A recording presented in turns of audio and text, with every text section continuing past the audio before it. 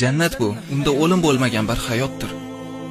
Jannat bu, undan so'ng qarilik bo'lmagan bir yoshlikdir. Jannat bu saodatdir. Jannat bu farovonlik. Abu Said radhiyallohu anhu aytadilar. Rasululloh sallallohu alayhi vasallam dedilar. Nido qiluvchi nido qiladi. Ey jannat ahli, dar haqiqat sizlarga salomatlik berildi. Hech kasal bo'lmaysizlar. Hech qachon kasalliklar bo'lmaydi. Sizlarga unda yashashlik berildi. Sizlar hech qachon vafot etmaysizlar.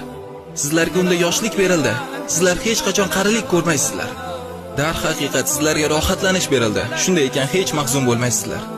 G'amlar ketdi, qayg'ular ketdi, faqirlik ketdi, xavotirlar yo'q bo'ldi.